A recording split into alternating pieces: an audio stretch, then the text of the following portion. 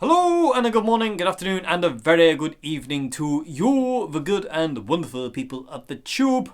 Hope you're all today, hope you're feeling grand and all is well in your world. Hello there everybody. Hope you enjoyed today's intro jam, people of the tube. I literally just lost it in it and I loved that. I've saved that loop actually to my RC10 because I fell in love with that one. That was ridiculously awesome. It just absolutely monged me out. I am so kind of like, I just want to actually go to sleep, but I can't because I've got A and Q to do. Okay, so quick before we get to your question, people, if you want to submit a question for A and Q Wednesday, please go to the description box below. There's a link there to email me your questions. There's also links in the description box below as well to my Patreon. Please consider becoming a patron if you watch the channel like what I do here. It really helps me out. People on the Patreon, if you are on there, thank you so much indeed. This is all happening because of you. I couldn't do this without you, so you rule the day. There's also links to my little merch Teespring store as well if you want to buy good gravy merch. And also a link to my Bandcamp where you can see and please consider buying some of the albums I've got on there as well. So let's get to question one. So question one today is, your Surf EP is fantastic. Thank you very much indeed. Thank you for recording it. Thank you very much for liking it. We're really happy with it. I'm such a big fan of surf music and surfy guitars. So I wanted to ask, what was your setup when you recorded the songs? Very simple. Very, very easy. I used two guitars. See that? I used two guitars. He's a clever boy, is our Dave. This one, though, I'm not sure. That's why it's there. But I mainly use two guitars. I use my Jet JS300, which I literally just got that day when me and Queenie recorded the guitar and the bass parts. And Queenie actually played rhythm guitar on all but one song. She played rhythm guitar. I got that guitar that day. I literally bought it from Gallagher's in Grimsby that day, and it came back and we just started playing. And most of those songs were recorded mainly with the Jet JS300. But I did also use my Jaguar, my Squire Jaguar, the vintage modified, the white one. I used that as well. I seem to remember thinking I used my Revelation RTL 59, the Les Paul, and also my Oswald Telecaster, but I'm not sure if I did or not anymore. If I did, it would just been for little bits here and there, so they wouldn't have been the main guitars. The two main guitars that I remember using were the Jag and the Jet, the two Js. Yeah, they were the main guitars I definitely used, and because they just worked. They just really worked. So they were the main guitars I used. Pedal-wise, I used no pedals on that EP at all. Absolutely none. The amp I used was my Fender Super Reverb Tone Master. And we recorded with that all the guitar parts. That was everything. You know, we didn't use a different amp. We didn't use different pedals. It was just all the amp. And we actually DI'd it. We didn't use a mic on the cab. We just DI'd the thing and kept it in standby mode, which is quiet recording mode, and flip-flopped between the SM57 emulation and the ribbon mic emulation on the back of the amp itself. And they both worked so well. Like, you know, both emulations worked so well for different sounds. I don't know, to this day, actually, people, I'm not sure which one I prefer out of the two. I don't know if I prefer the SM57 or the ribbon mic. It's really hard to decide. I might have to do a video on that one day, which one I prefer. But that was it. Yeah, that was literally that. It was a guitar into an amp. And we had the Super Reverb cranked as well. We turned it up to 10 for all the lead bits. I think we turned it down to 8 for the rhythm guitar, just so it was a little bit less broken up, but still kind of punchy. But again, we didn't have any. We didn't have the speakers going. We didn't have any mics on the actual amp. It was all emulated from the Fender Tone Master, and that amp is an absolute masterpiece, as well as the Deluxe. Those two amps, the Deluxe and the Super, are amps that I will never leave. Will never leave me. Sorry, should I say? But this literally, the Super Reverb has just absolutely blown my face off. I am in so much love with that amplifier. It's absolutely stunningly perfect, and it's really weird actually. For the longest time, I was not really interested in Fender amps. I really didn't particularly get on with them. I didn't particularly like the sound. There was lots of kind of like issues that I was kind of like having with the Fender sound. I just didn't like. I just didn't get on with it at all. And literally in the last 2 or so years, maybe even less than that, maybe the last 1 year or something like that, I've really started to get into Fender amps and really started to love Fender amps more than I ever thought I would, to the point now where I'm actually kind of, well, when I play live, if a situation dictates I can, I like to run my Orange CL120 and the Super Reverb together. I daisy chain them, and it's just incredible. But at the same time, it's like, I'd be quite happy to go to a gig with just the Super Reverb. It's a very, very strange thing that's happening.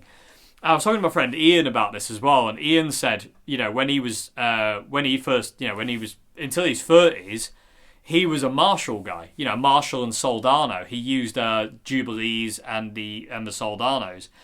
And he said as he kind of like got into his 30s, he started to kind of like lean more towards that Fender kind of sound. And that's where he kind of is now. And it seems to be the kind of what's happening to me as well. It's like I'm leaning more and more away from Marshall and my Orange and the other stuff like that. And I'm leaning more heavily towards my Super Reverb at this point in time. Whether that'll, it's just like a little phase for now, I don't know. We'll find out, people with Tube. But at this point in time, I have such a want and love to play just through my Super. It's mad, really. But and I'm just getting more accustomed to that sound, and it's starting to appeal to me a lot more. And it's very, very strange, but I like it. It's very, very nice. I really want to do a gig one day where I just use my Super Reverb and the Deluxe Reverb. Just use both of them and A/B them. Just have them both on at the same time. And just see how it feels. The Johnny Marr setup, if you will.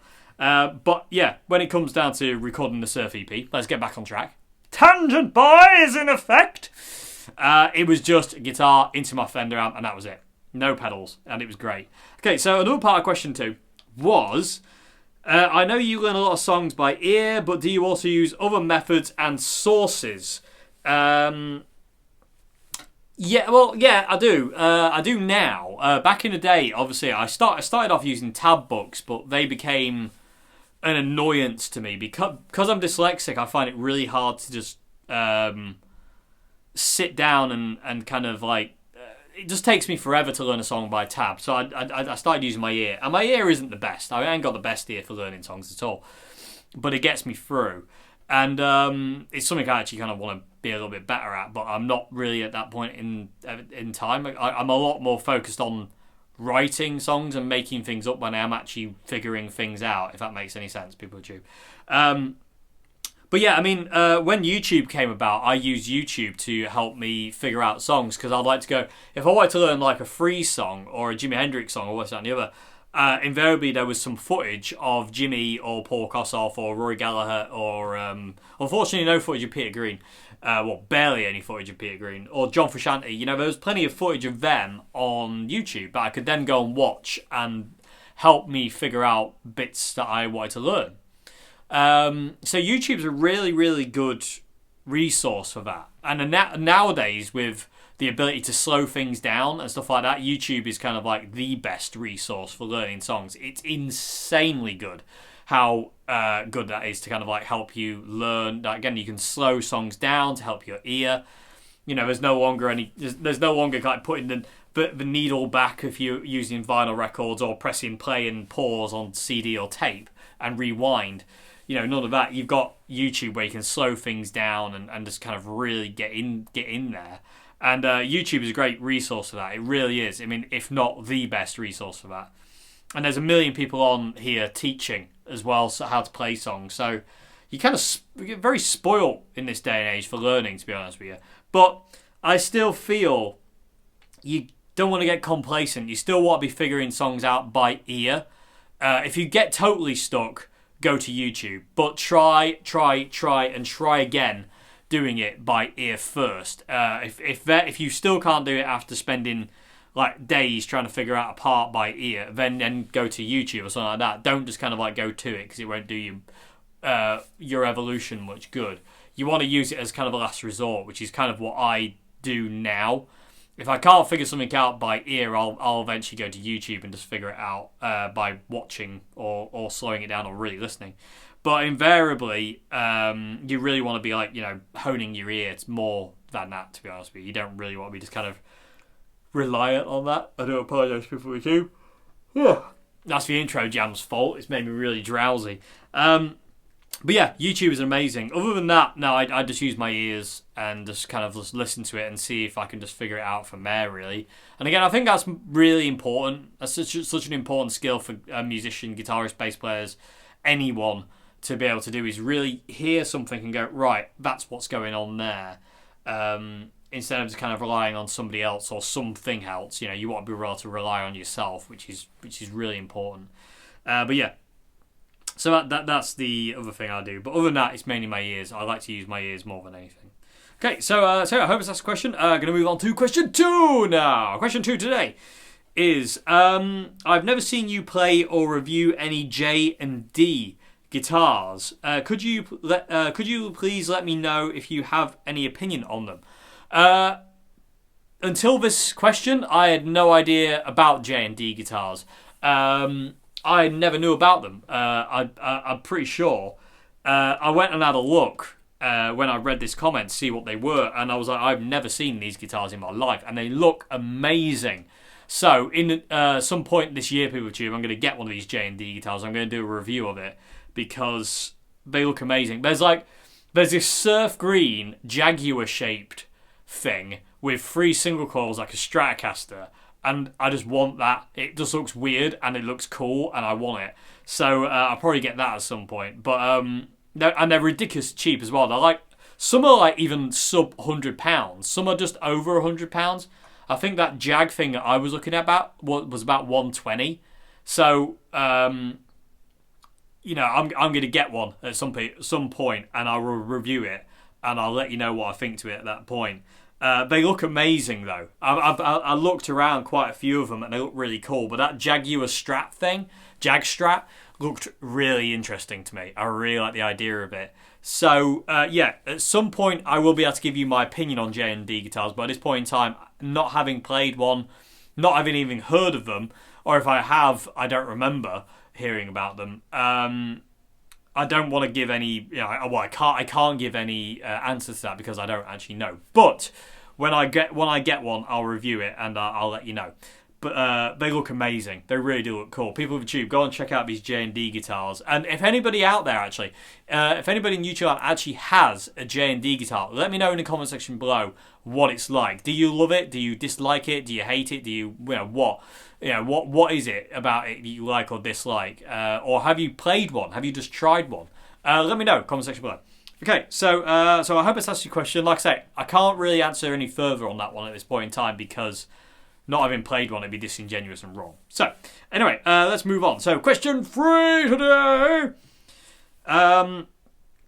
Did you get the chance to jam with Danish Pete when you were at Andertons? And either way, is there any YouTubers you'd like to jam with? I didn't get to jam with Danish Pete, no. The first time I went, we kind of ran out of time. When I did the Captain Meets video, we kind of ran out of time. I didn't really get a chance to play with him then. And then when I went and did the other videos, he had a cold and didn't feel very, very well. And we didn't have time then either. But hopefully at some point I will actually get to play with him because it'd be really, really cool. I'd love to do that.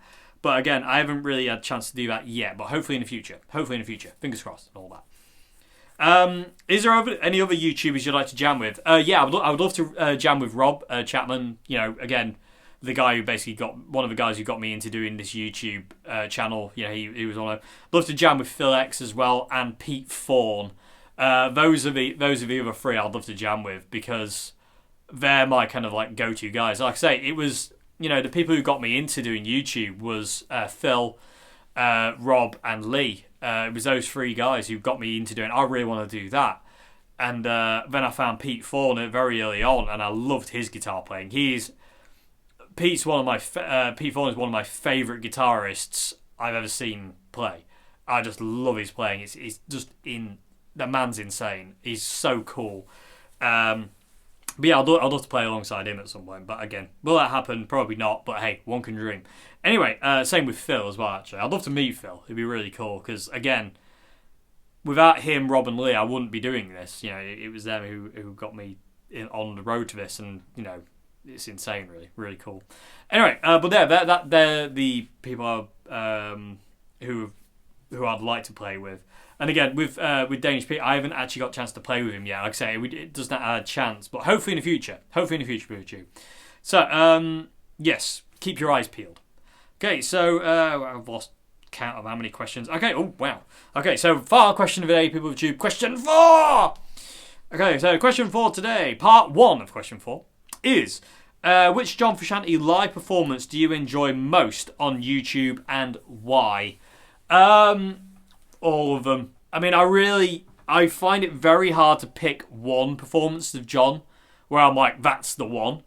Because there's so many of the ones I like. I love. I mean, there's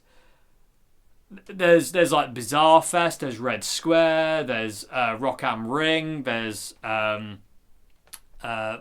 sorts, man. There's tons. The Alcatraz gig, the Lassagali gig, it's mental. Even going back to the Blood Sugar days, and also Mother's Milk era as well, and even earlier than that. You know, if it's got John in it, invariably I'll love it and enjoy it. So it's kind of really hard for me to go, oh, it's that one there. I really do enjoy the 1999 Bizarre Fest gig. That is one that I kind of like for a long time actually I would put on and just play along to front to back every song, and I just enjoyed playing along to them and just kind of joining in with them, if you will. So that one's quite up there. The Budokan was right up there. There is still some of the Budokan on YouTube, but some of it's gone. The whole gig isn't there anymore, I don't think. But the Budokan gig is amazing. Like I say, I do love the Rock Am Ring one in 2000 and I think that's 2004, I believe. I do love some of the ones from 2006, 2007. I do like the Reading gig, the second to last gig that John ever did. I do like that gig, but it's really uncomfortable to watch because they're just kind of like they're not on the best kind of like terms with each other. There's also the Poland gig they did in 2007. I think it's 2007, where it's amazing as well. Lassagali, obviously, like I said, but Slane Castle. There's the Off the Map DVD. They're amazing, but it's really hard to go, oh, it's just that one. There's multiple. It's like Jimi Hendrix gigs as well.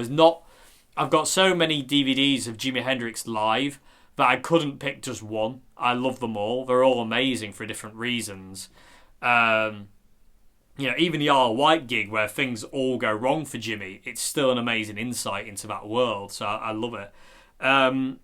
But yeah, I can't pick just one performance of John where I'm just like, that's the one. The one that means probably most to me, well, there's a couple that mean a lot to me. There's the Scar Tissue in Red Square in 1999. That last solo kills me every time. But there's the Under the Bridge version they did on Top of the Pops in 2003, 2002. I don't know. I can't think straight because I'm still monged out from the intro jam. But that Top of the Pops gig they did on the By the Way tour, obviously that was the first time I had ever seen John. And when he did Under the Bridge, I was just like, that was it. You know, I instantly became a Frusciante follower at that point. Like, you know, just a big John nut. And so that means a lot to me because that's like, you know, it's really poignant to my guitar playing like career, if you will, that performance of Under the Bridge on Top of the Pops. And it just hit me like a ton of bricks, that did. And I just, from that point on, I love John and his playing and you know, and the way he plays and his sound and his everything just appealed to me so much. But so some mean more than others, but I can't pick one that's just kind of like the standout, so to say. It's kind of hard to go, well, that performance is, you know, better than this one, because I love so many of them. It'd be kind of disingenuous to go, oh, that one there, or that one there, because I love them all. Like I say, there are ones like the Red Square solo, Scar Tissue solo, and obviously, like I say, Under a Bridge on Top of the Pops. There's also some others like what's it called? Oh my god, I can't think straight. But there's loads of songs where I'm just like, oh my god, that's amazing. Come On Girl, Reading Festival in 2007. That version for some reason really gets me. I don't know why. I just really love it, especially John's solo during the second verse. It's just absolutely stunning. So, but it's really hard to just go, oh, that particular one. There's also the John Frusciante's performance acoustic, like the ATP festival, the Amsterdam gig as well. There's some other ones of John playing solo that I absolutely adore as well. But it's so cool. There's just a lot of stuff on John. It's hard to just go, oh, that one's the one, so to say. So yeah. Anyway, so yeah, I hope I answered the question. Going to move on to the last part of question 4, which was also, which John Frusciante album is your favourite and why? And could you explain why Niandra Le Des has such a cult following? My favourite John soul album and why is Inside of Emptiness, very closely followed by The Empyrean. Inside of Emptiness mainly because it was that the first soul album I heard of John's was Shadows Collide. And it was an immediate hit for me. I just loved it. My brother actually ordered that, and I opened it sneakily and stole it and listened to it first before he had a chance. Ha ha ha. I just immediately fell in love with that. And then when he did the 6 albums in 6 months thing, Inside of Emptiness was that kind of album, and it hit me really hard, like from the first song all the way through. Obviously, like everything really smacked me, especially the song I'm Around. That song really still means a lot to me. Funnily enough, it's kind of like, that is one of my favourite songs, but one of my favourite songs on there is A Firm Kick. I love A Firm Kick. It's an amazing song. But I'm Around was that song that really got me to start with, and as a result it was kind of like a thing. But I do love Inside of Emptiness. It really is the album that really is the one, really, for me, when it comes down to John solo stuff. But again, it is very closely followed by The Empyrean, because The Empyrean came along at a very interesting point in my life, and every time I hear it, it takes me back to it. And it's quite strange, people with you, because it was a pretty negative part of my life, to be perfectly honest. When The Empyrean came out, I was going through quite a lot of troubles. I'd come back from London, and I'd gone back to college, and I was going through dissociation disorder. I was having massive panic problems, and there was family problems as well, and there was also kind of problems that came along that messed me up even more. And The Empyrean was there during all that, and that was the album I probably listened to most during that period. So when I listen to that album, it takes me back to that time. But the really weird thing is, it never feels negative. It was almost like a little saviour, if you will, that album was. So The Empyrean I owe a lot to, because it's really important to me, because again, it was a very, very dark period of my life. Like from 2008 to 2010, going into 2011 was just a naff. I mean, 2010 was, probably the worst year of my life. It was horrible. 2010 was just horrible. And 2008 wasn't great because I had this dissociation disorder for pretty much all of it. Well, I did for all of it. And then 2009 wasn't great because I was getting I was just in, there was good points in 2009, but there was still a lot of trouble. And then 2010 rolled around, just everything went to pot. But The Empyrean, I don't listen to it, and what happened hasn't tarnished that album. It's not like one of those albums that you listen to sometimes during, if you lose somebody and they loved a certain song, every time you hear it, it can literally break your heart again, and it can kill you again. Just absolutely destroy you. But sometimes it can bring you comfort as well. And The Empyrean brings me a lot of comfort.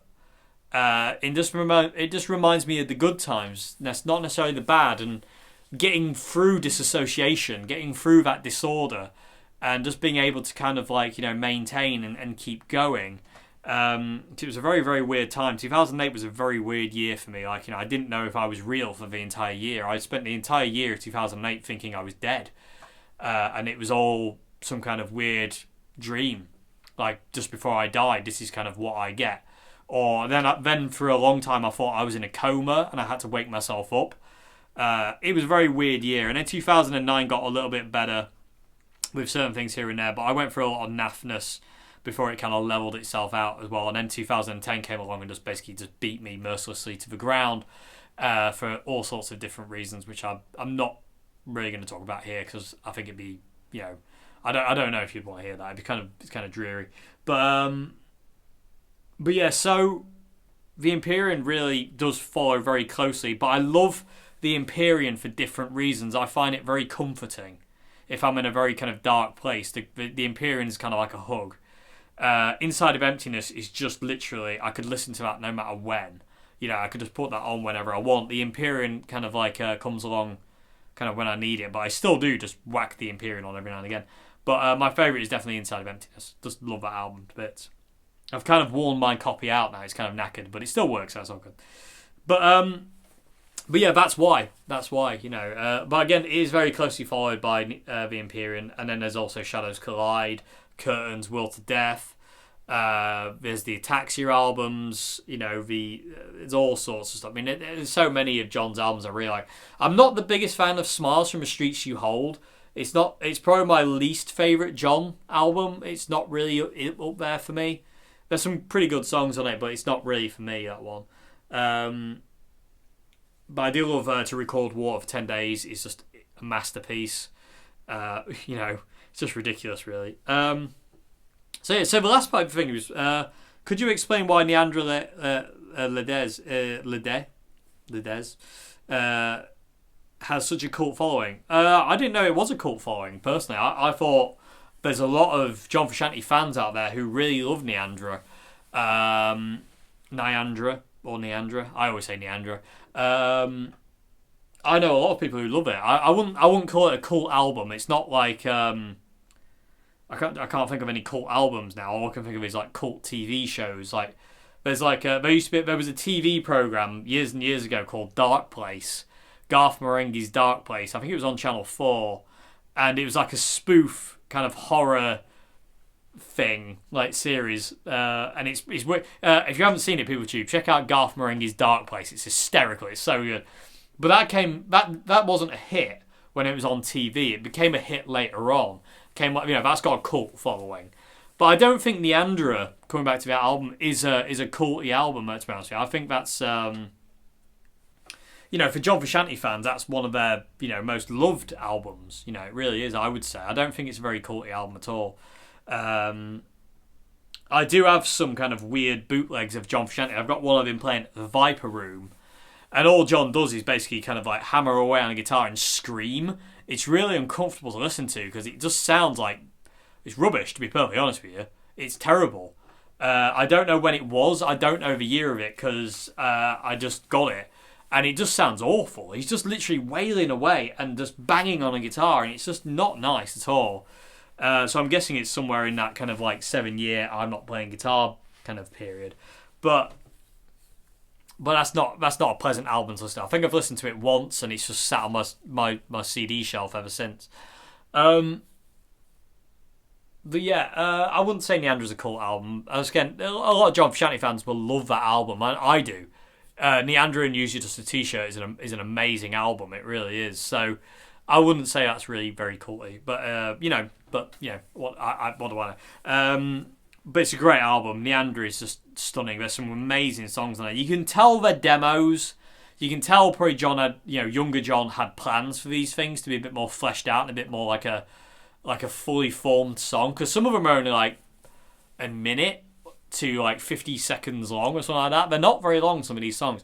So you can tell it's just like him just bashing record and just kind of like coming up with ideas and demo ideas.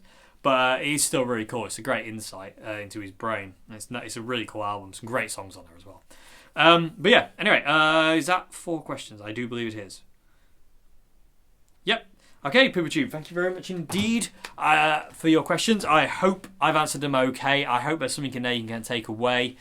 I really hope you enjoyed the intro jam, because I really felt weird in that one, but in a really good way. It really kind of took me out of the world. I really, really enjoyed that, and it was long. I do apologise if it was too long, but I just got lost. I did not feel like what it was. Anyway, like I said, I really hope you enjoyed this A&Q Wednesday with People. I hope I've answered questions okay. As usual, Mr. Fear is here. I'm just used to him now. He's always there.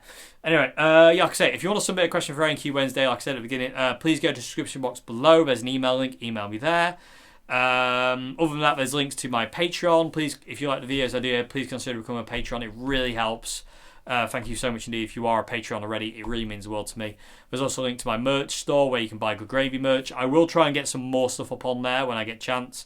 There's also a link in the description box as well to my Bandcamp. Please go over there and please consider buying an album as well. Again, really helps me and it helps the band out as well. It gives us the ability to do certain things that we wouldn't normally be able to do. If you can help us out there, that we'd really appreciate it. Thank you very much indeed. So until Friday, PeopleTube, have a great morning, afternoon and good evening, and I'll see you again. Have a good one. Goodbye now. Thank you much indeed for watching, and thank you for your questions.